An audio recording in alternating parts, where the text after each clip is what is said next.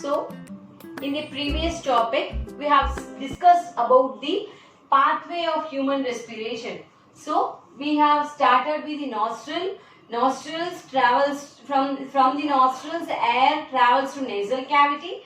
From nasal cavity, it goes to pharynx and it goes to epiglottis. Then glottis, larynx, trachea, bronchi, bronchiole. See, coming to the human respiratory system, the lungs, they occupy most of the volume in the thoracic cavity, right? So most of the space of the thoracic cavity is being occupied by the lungs. So this lungs, it is protected by 12 pairs of ribs. Okay, so the diaphragm, these lungs are protected by 12 pairs of ribs and a dome shaped diaphragm at the bottom, which plays the major role in the process of respiration. Right, so have you ever seen the lungs? Yes, it is highly impossible to see the lungs, but you can be very clear how does the lung works in your body. Just sit straight for a while, keep your hands in the chest, take in oxygen. Wow, your lungs is filled with oxygen now. Just relax, leave out your carbon dioxide. Congratulations, you have sent your carbon dioxide outside from your body. So, the sequential movement of expansion of the chest cavity and the relaxation of the chest cavity is the functioning of the lungs, which even you cannot see with your naked eye. Only the feelings which we observe during this process is a big amazing one. So, coming to the mechanism of human respiration, the human respiration involves two major processes. First one is called as inspiration and the next phenomenon is called as the expiration. So what do you mean by the term inspiration? Taking in oxygen is called as inspiration. So this inspiration is nothing but taking in of oxygen. So what happens during the process of inspiration? Listen carefully. So, as we have discussed that there are 12 pairs of ribs present around the lungs. Okay, so we have seen the 12 pairs of ribs which are running around the lungs, which start the posterior part. It terminates in the vertebral column, right? It opens from the vertebral column. So this is vertebral column. It would be like this, right? So it is like this. Okay. So the posterior part of the vertebral column, the posterior part, it is the if we are speaking in the scientific term, it is the what part? Dorsal part. Okay. So the back part is called as dorsal part, whereas the front part is called as the ventral part, and the upper part is called as the anterior part, whereas the lower part of the body is called as the posterior part. You have to keep this in mind. Alright. So coming to the dorsal part, there is the vertebral column, and the extension of the vertebral column extends up to the ventral part, which is surrounding the lungs. So we have 12 pairs of ribs. We have 12 pairs of ribs. So between each ribs we have 11 pairs of a type of muscles which are present in between the ribs. They are called as intercostal muscles. Okay, so intercostal muscles.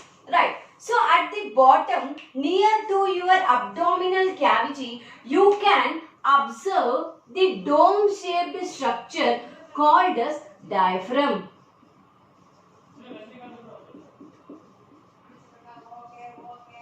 Okay, so there is a type of muscle called as phrenic muscles.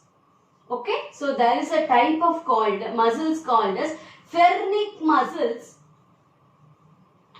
which is connecting the diaphragm and the intercostal muscles. Okay, so there is a small muscle called as the phrenic muscle, which is connecting the diaphragm with the intercostal muscles. So what happens? So these are all the parts which this together forms the chest cavity. Okay, these four together forms the chest cavity. Right. So what happens in the process of inspiration? So inspiration, as we have defined earlier, taking in the oxygen is called as the inspiration. So during inspiration, first what happens? These phrenic muscles, they contract.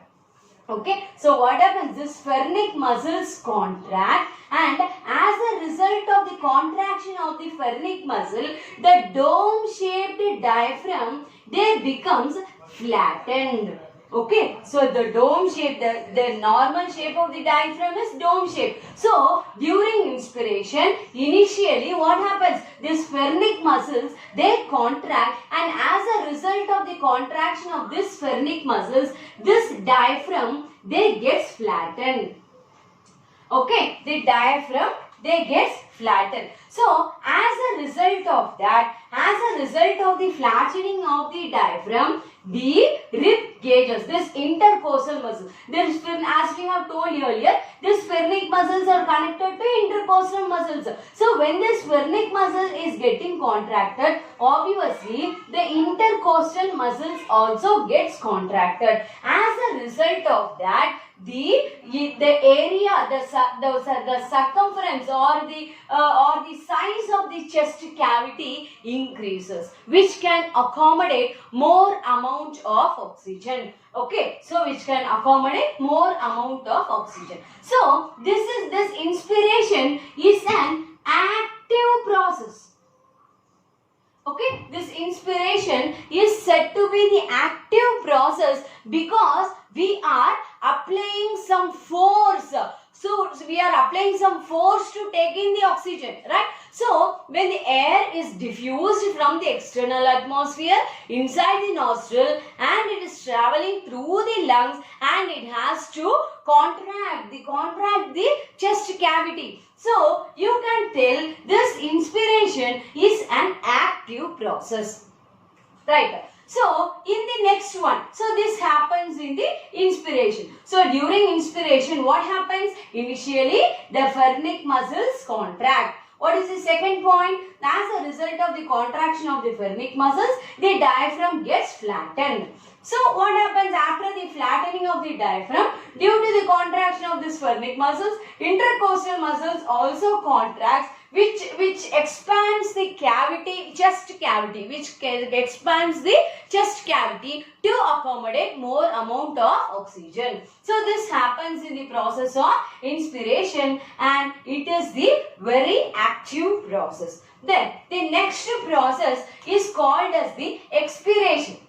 What is expiration? Expelling out of the carbon dioxide. Okay, so expelling of the carbon dioxide is called as expiration. So what happens during the expiration? So during the expiration, here just we are relaxing. When we relax, we just leave out carbon dioxide through the nostrils and we sit aside, right? So what happens? You are releasing out or you are expelling out the carbon dioxide. So while you are expelling out the carbon dioxide, what happens? First the phrenic muscles gets relaxed. So as a result of the relaxation of the phrenic muscles, the flattened diaphragm, again they come back into its dome shape.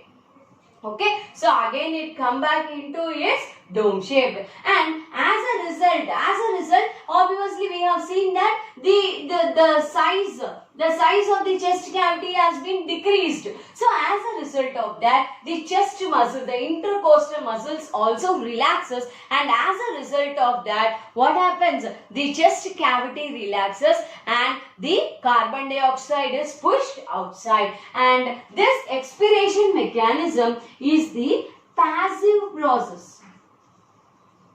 Okay, this expiration mechanism is the passive process, whereas the inspiration mechanism is the active process. Right. So here, on an average, our human lung, the total volume of the human lung, okay, the total volume is equal to around 5800 ml. Okay, so when the person is at rest, okay, our lung capacity is around 500 ml. During the rest, our lung capacity is around just 500 ml. Then, after expiration, after the exhalation of carbon dioxide, see, after expiration, the amount of oxygen retained in one's lung is 1200 ml. So, this is the total capacity. So, the total volume of the lung is around 5800 ml. So, during rest, okay, so during rest, it is around 500 ml, and after expiration, so after expiration, what happens? The amount of oxygen which is retaining inside the lungs is 1200 ml. Okay, so once again recapitulating the topics. Inspiration is the intake, taking in of oxygen is called as the inspiration. So during inspiration, the pharynx muscles contract, the diaphragm flattens, intercostal muscles contract, the chest cavity increases. So which can accommodate more amount of oxygen, and inspiration is an active process. Then coming to the expiration, expelling out of the carbon dioxide is called as expiration. Here, what happens? The pharynx muscles gets relaxed. As a result of that, the flattened diaphragm again comes to the dome shape, and as a result of that, the intercostal muscles gets relaxed, and as a result of that, the chest cavity is decreased. And since the carbon dioxide is expelling outside, this process is the passive process. So coming to the capacity, the total volume of air inside the lung is around 5800 ml. When you are at rest, it is around 500 ml, and after expiration, the amount of oxygen which is retaining inside the lungs is around 1200 ml. So in the next class, let us discuss about the gaseous exchange in the alveoli. Thank you.